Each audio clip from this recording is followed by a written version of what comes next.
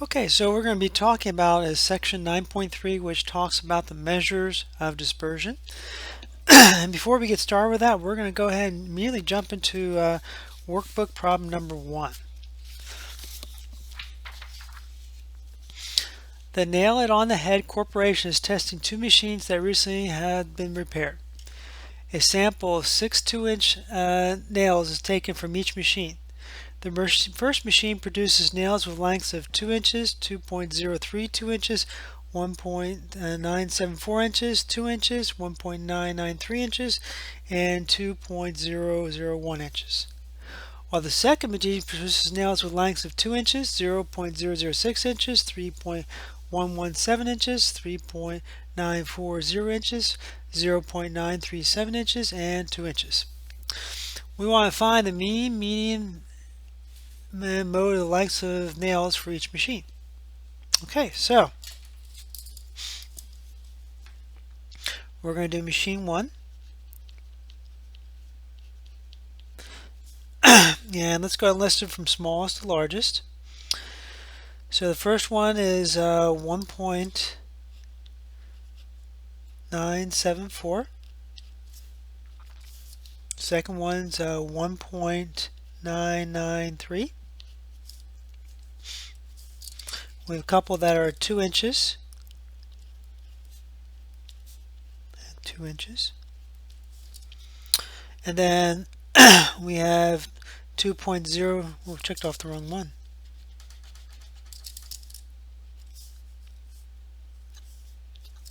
.001 and 2.032. So for the medium, it's going to be the average of these two middle ones. Well, the average of 2 and 2 is 2. So the medium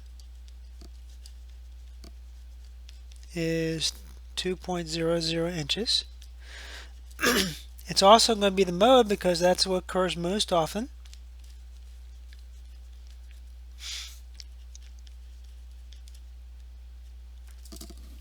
So to find the mean, we need to add these 6 up and divide by 6.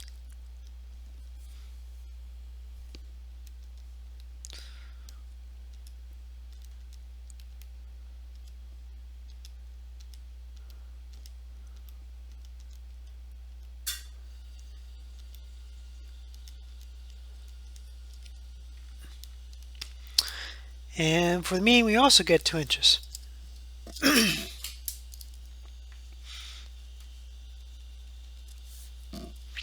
Alright, so let's take a look at machine number 2. For machine number 2, let's see, our smallest here would be 0.006 inches. Then 0.937 inches. We have a couple at 2 inches.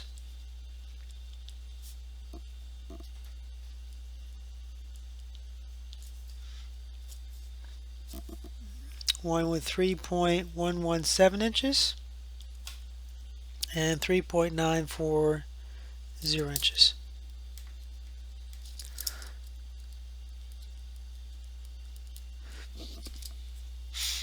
So for this one, the medium, well, the average of 2 and 2 is 2.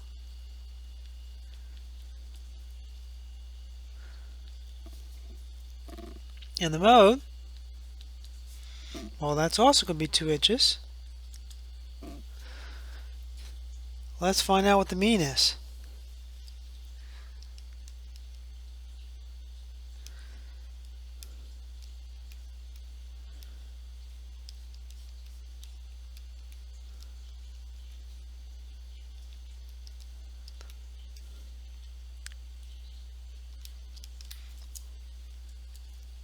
So notice the mean is also 2 inches.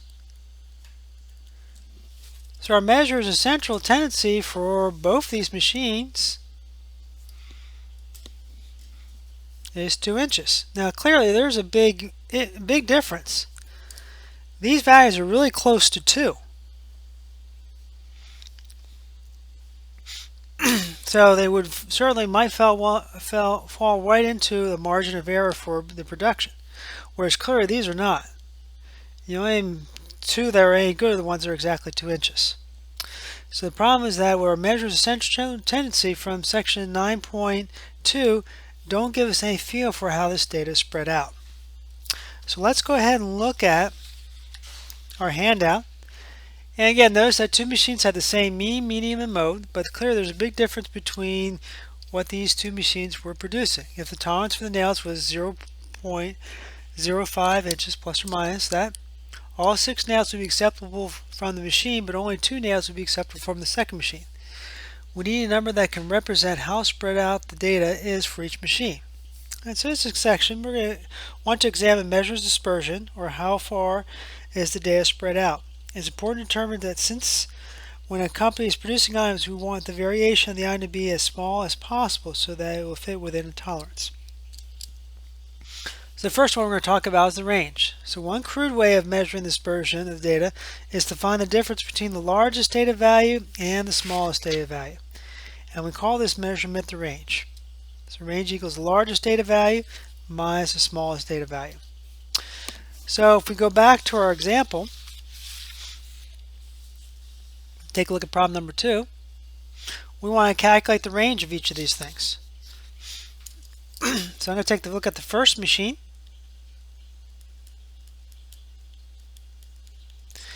Its largest data value was 2.032 inches. Its smallest value is 1.974. So we're going to go ahead and we're going to subtract those numbers.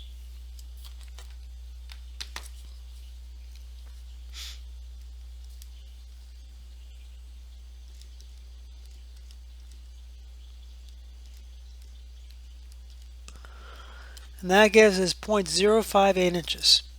So that would be our range.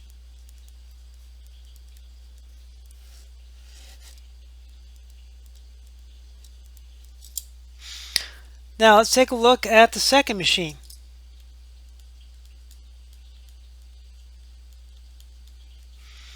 So its largest value was 3.94 inches. Smallest value was 0.006 inches. So when we subtract, now it gives 3.934 inches. So looking at the range, you can really see the big difference in the machines. This is almost 4 inches in difference, whereas this is 0.05 inches.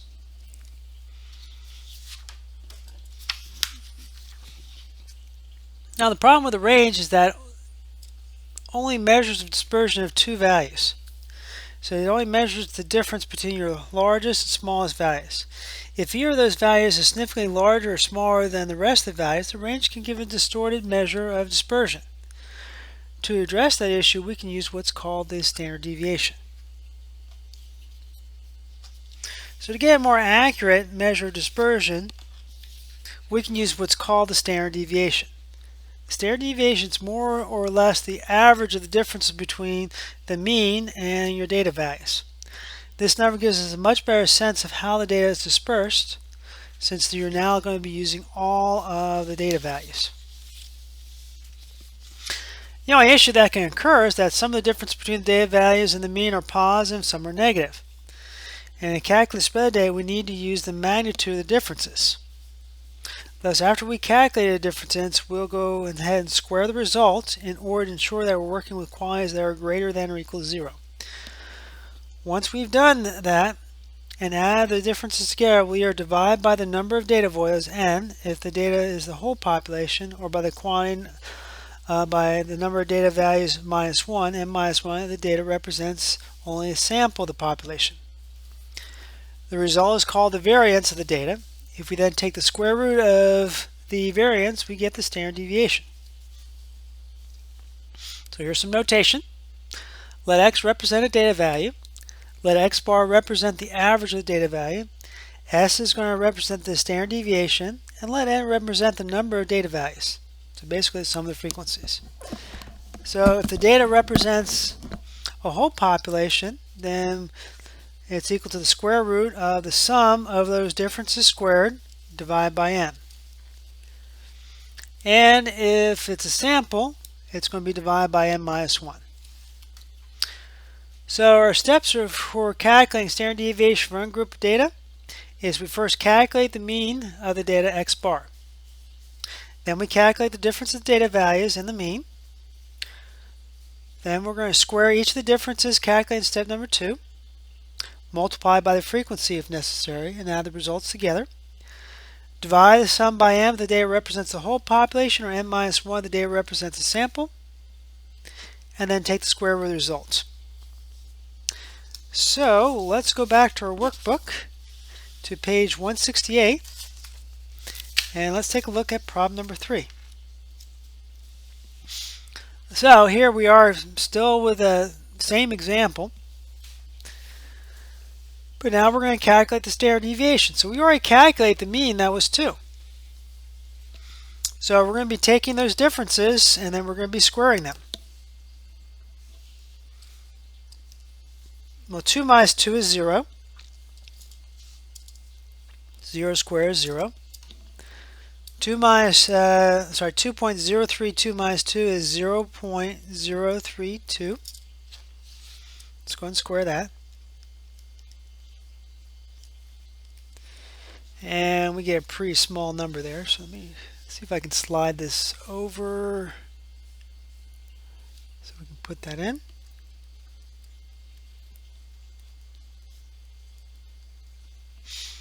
Alright, so next we're going to take 1.974 minus 2.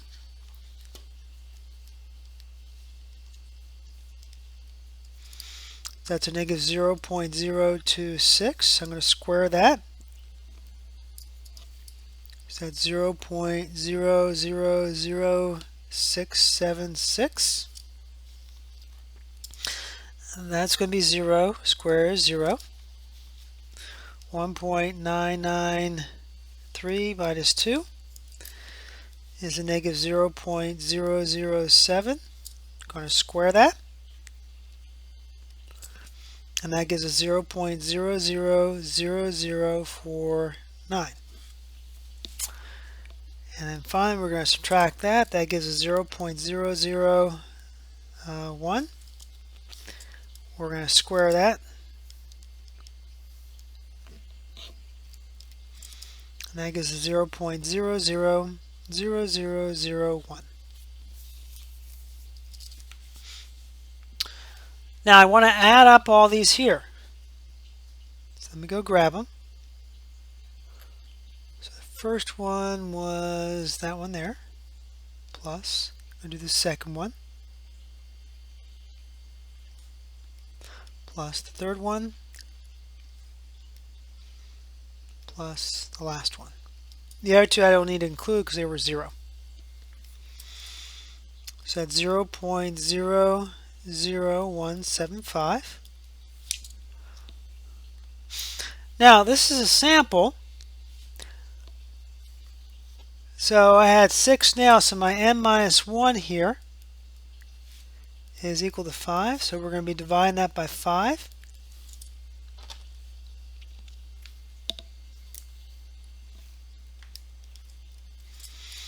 So that gives us 0.00035.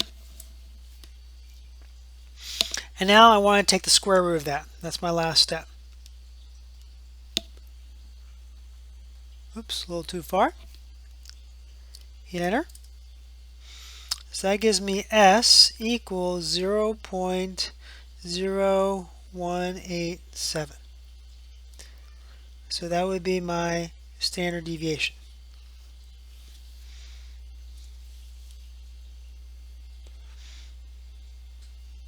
Now we're going to try the same thing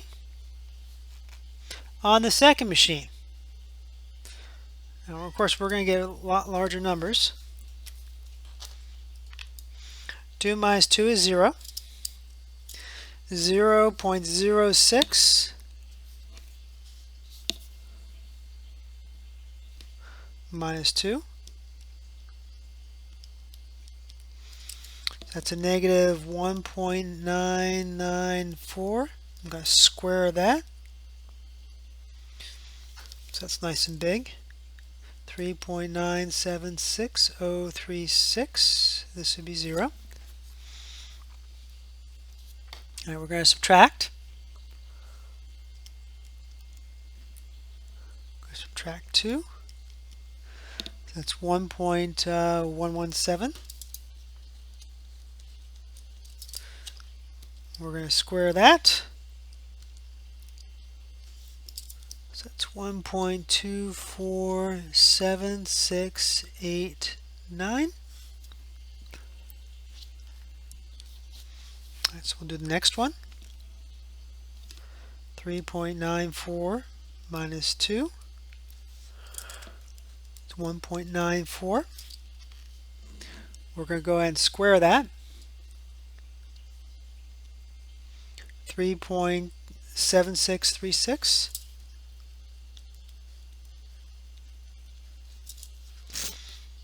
Okay, then we're going to do 0.937, subtract 2. We're going to square that. So 1.129969.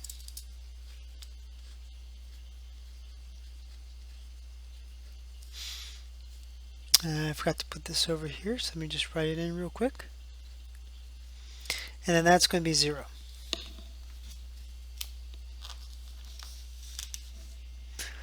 So now I'm going to add those up. So let me go up and grab the first one.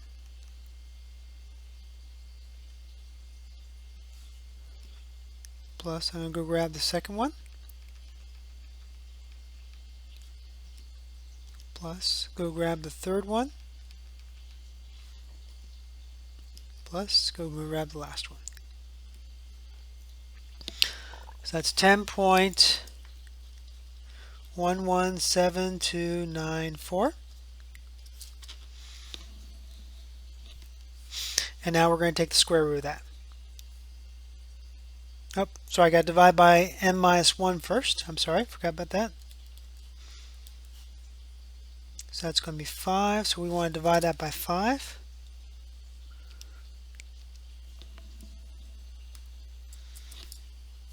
So that is 2.0234588. And then we want to take the square root of that.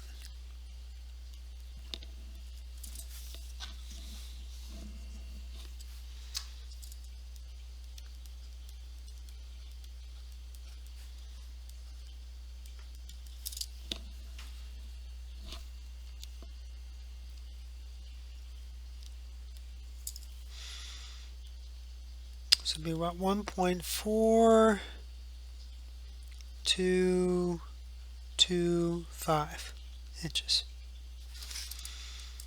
So that would be our standard deviation.